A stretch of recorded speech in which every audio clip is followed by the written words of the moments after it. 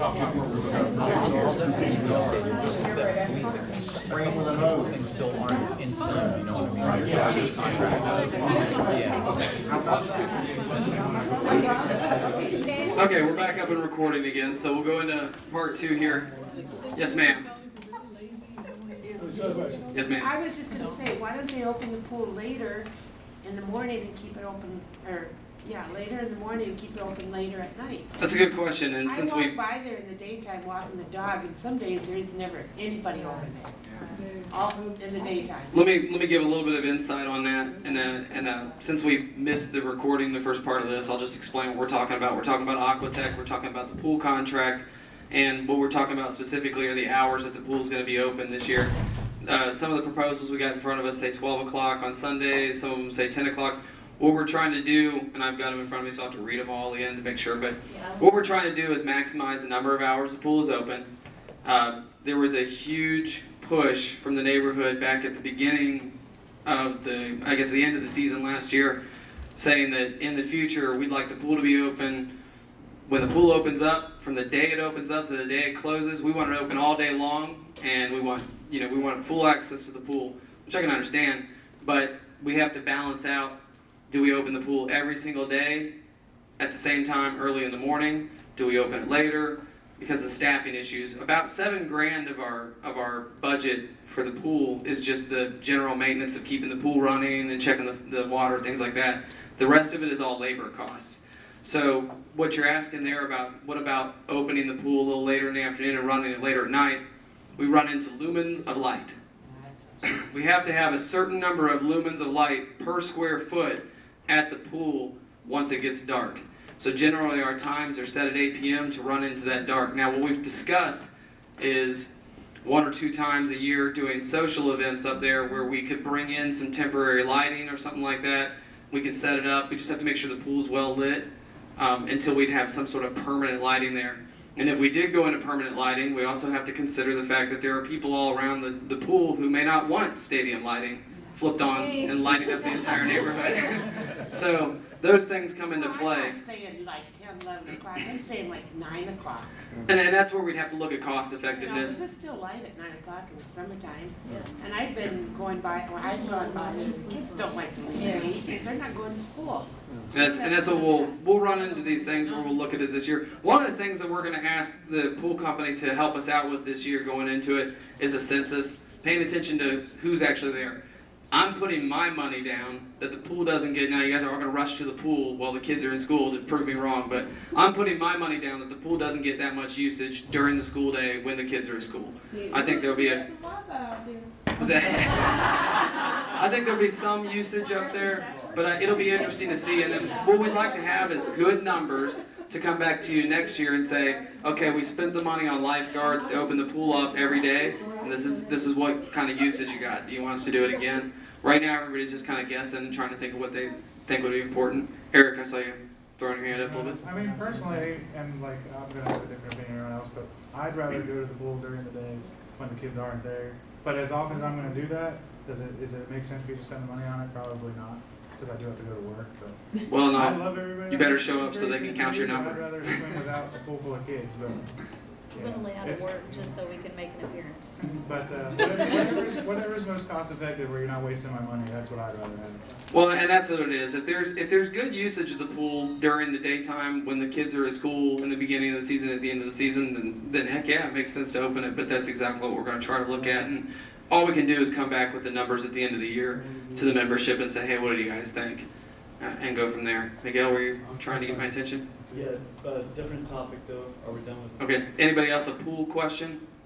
A thought on it? Because we are going to try to do some stuff with the pool today. So if you've got a thought on it, throw it out there now, and we'll consider it as we're going forward. Kelly? Just real quick, as far as Sunday opening 10 or noon, you're not going to get as likely to get burned at 10 o'clock in the morning as you are if you started at noon. So. Sounds reasonable. I mean, I think it's always open. I think it's always been. Does changing the classification now not require us to have a lifeguard? Technically, we're not required to have lifeguard, though nobody on the board was willing to take on the liability of a child drowning or something like that. So we decided to at least maintain one lifeguard. We're trying to reduce the staffing levels of the level of lifeguards, but we're not willing to just completely do away with them. I do have a quick about the lifeguard thing. Was that Aquatech that, and I just want to, why did they put the stand where it is? The stand was placed there. That was originally where when they built the pool, they indicated one stand would go there and one stand would go by the kiddie area.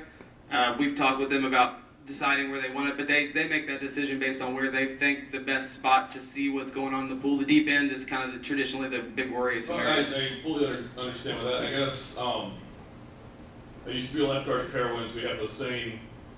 One of the biggest things we ever had happen was a kid got turned upside down underneath one of those mushroom things.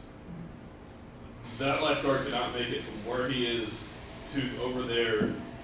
They would basically have to run around the pool. They would not be able to get over there in the way a lifeguard is supposed to, which opens them up to a slip and fall. And so, you know, because you don't have people running around the pool and stuff like that. Because you cannot swim from one side to the other, and you have to get out and climb stairs and stuff like that. I guess I've only been in the pool a couple times, but it was never made sense to me why that stand is on the I outside. think it's because, and here's what was supposed to happen in the past. 2 lifeguards were supposed to be sitting out there watching the pool. One would always sit underneath the little overhang and play on their phone or take a nap while the other one switched out and everything. We didn't know any better, so we were like, okay, I guess that's the way they do it. I always kind of wondered. I now know officially, they'll get fired if they do that this year. Done. I'm not talking about like, we'll get them fired eventually. I'm talking like Frank, our area manager, will come out and fire them on the spot. They're not allowed to have cell phones. That's against their company policy. So if you see them off to the side during their 10-minute break checking their cell phone, they're done. Not that I want to get a bunch of kids fired, but it's definitely something where we can walk up and say, hey, come here. Fix it. We have control over where that stand goes. We do from I would recommend where it is, but on the exact opposite side of the pool, because it has the same view of the big pool, but you can easily step over into the little pool where. I think what we're looking at, you're talking about the corner area there, and yeah, and that's we discussed moving it to over that location. I think Frank, one of our area managers, and Steve, who's the owner of Aquatech, they didn't really like the positioning of it. They talked about adding another stand if we had 2 lifeguards, which. If we have 2 lifeguards, that's what we'd do. But we'd have to pay for the stand, so we had to consider it. But our goal going forward is to switch over to a single lifeguard a lot of time. One of the most important things, and for anybody, and I got a 5-year-old, she's sitting over there right now, one of the most important things, and I heard it come from over here, is to remember the pool is swim at your own risk. Those signs are going back up. The lifeguard is there to add to the security and to help reduce the liability, but they are an extra level of security. There's nothing that will in any way help, defend, and nothing's better than parents being responsible. The lifeguards are not babysitters. They're not people who are gonna sit there and watch your kid while you take a nap.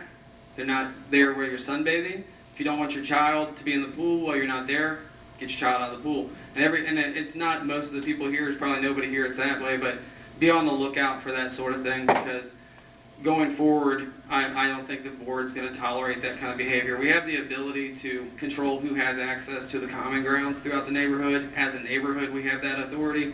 And if somebody goes in there and drops their kid and then goes over and takes a nap or plays on their cell phone all day and expects the lifeguard to watch them, we as neighbors should not tolerate that, because exactly what you're saying, in a best case scenario, the lifeguard's going to be able to help out, but you just can't count on them. It's like expecting the police to keep you safe. When seconds count, we're minutes away. Same thing with a lifeguard. You know that from personal experience, it sounds like. So we'll do what we can to maximize them. Steve, the owner of Aquatech, he's been in the industry for 15 or 20 years, and same thing with Frank. I was randomly put there. I think it was just thought it was put behind it, especially with the company involved, but I didn't know if that was the thought behind it was 2 lifeguards. And like I said, I don't spend a lot of time at the pool, but just driving by, seeing where it is, and the few times I've been there. Yeah, and that's what Chris is just indicating to me. We'll definitely make the suggestion. I know looking at going into this year, there's going to be some changes in the way the pool is run, but it's because we're paying a lot more attention to that contract. So we'll post not only the rules and everything, but pretty soon here there'll be an article on the website, because I know the guy who's going to write it, and it'll talk about an explanation of the pool rules. Spencer Kelly came to me one day and he was like, sometimes I slip a beer into my little cozy thing and I take it in there and I drink my beer. I don't have a problem with the beer being up there, but I definitely have a problem with the glass. And he didn't understand that one little shard of glass gets in the pool, it's $3,000 to drain the pool and refill it. So I referred to it as the $3,000 beer. So we'll talk about some of the pool rules, the expectations of the pool, and the fact that as a neighborhood, we're not going to tolerate things that like letting your kids go or the crazy roughhousing or something like that. You need to be responsible for your children. People who don't have children like to go up and enjoy the pool. People who have children would like to go up and enjoy the pool and make sure our kids are doing what they're supposed to. And that obviously includes me. Back to the lifeguard thing, could we just keep the pool open like during school time, still during the day, just no lifeguard? I mean, you could assume it's mostly adults who would use it during that time frame. I mean, if you no longer have to require a lifeguard, why can't you still have access to the pool during all times?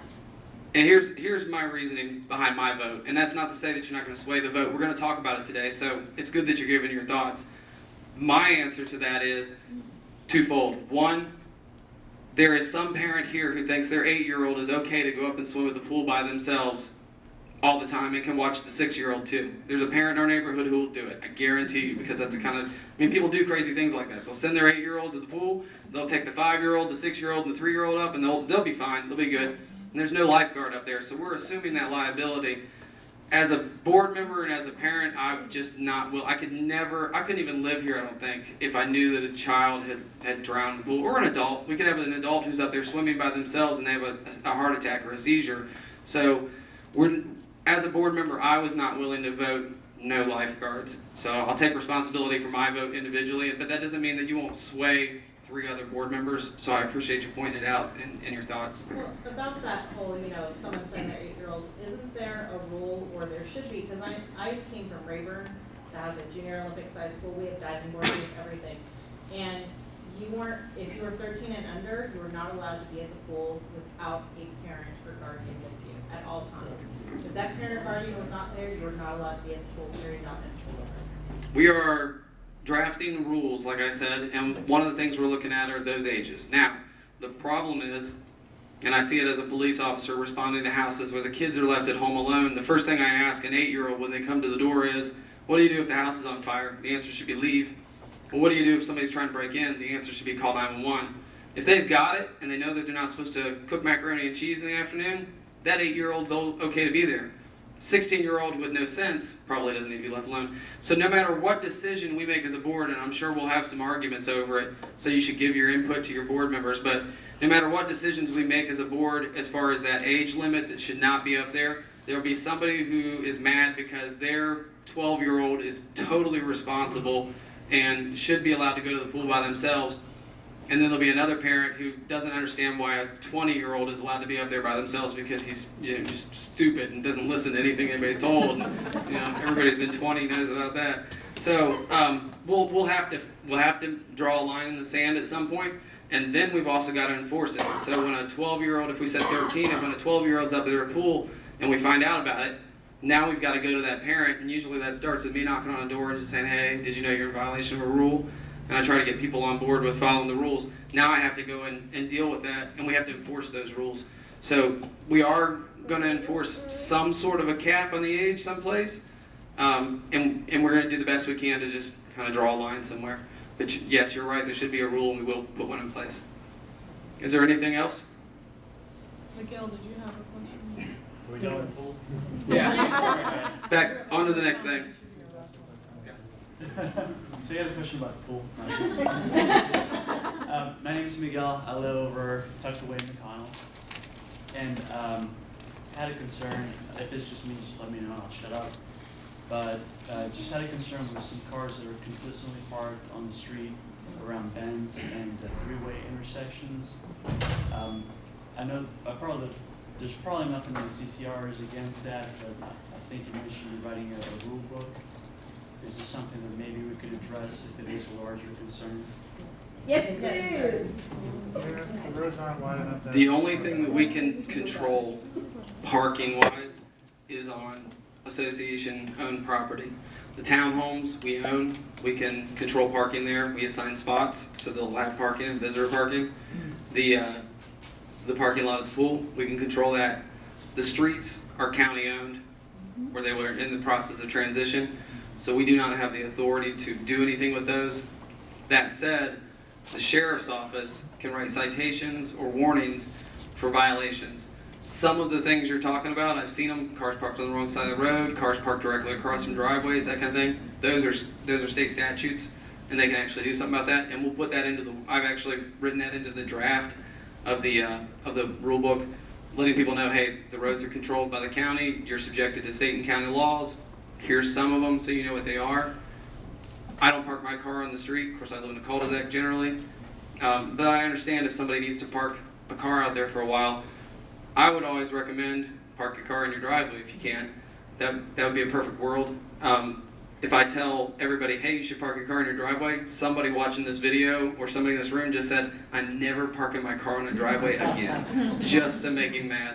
So I would suggest parking your car in your driveway, but there's nothing to make people do it. But we'll always look at those areas. It's just like running stop signs and stuff. We'll point those out to the sheriff's office and say, hey, can you help us out? In the form of a warning, hopefully, but some people need the ticket. Thank you. Thank you. And we'll take one more question if we could, and then everything else beyond that we'll have to take after, because I want to give people an opportunity to get out if they want to get out.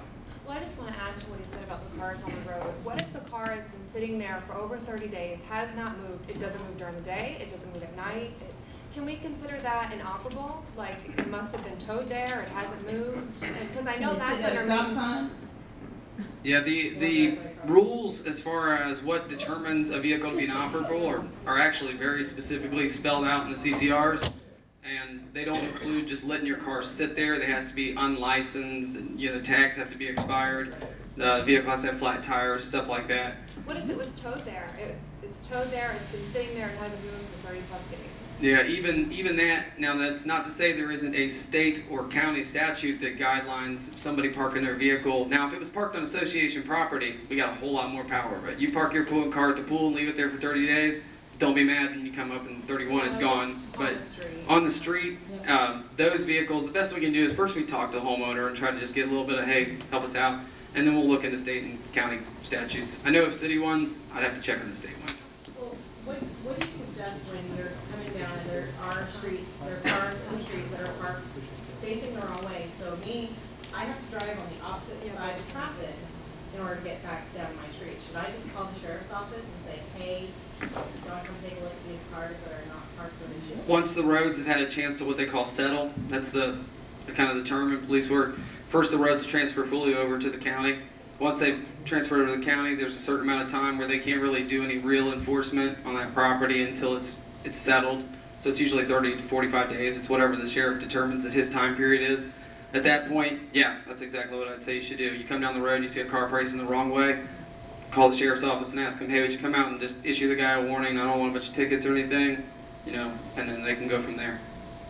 Just real quick with that, it might just be a lack of not realizing you can't park that direction. Seriously, when I came from Ohio, you can only park on the side of the street that did not have fire hydrants. When I moved down here, you could park on both sides of the street. Sometimes if you were coming that direction, you just pulled up next to that house on the left or something. So it may be just a matter of some, not all. Some people may just not be aware. We want you to park this way. So maybe a notice. And that's why we'll list it in the rule book, kind of reminding people, letting people know what the laws are. And I write way more warnings than I do tickets. I'm a huge advocate of letting somebody know and giving them a chance. So absolutely, when we talk about things like upcoming rules, we'll remind people about parking. But there are just some people that just don't care, and that's what they'll be for. But yeah, absolutely, always reach out to your neighbor first and go from there. We're gonna go ahead and wrap up this portion of it. If there's anything that you guys would like to ask beyond this, please email us, call us. My phone number's out there, or stop by and talk to us at some point. Anybody who wants to stick around for the actual decisions we're going to make, you can stick around and watch, and we'll go from there. Thank you so much for attending today.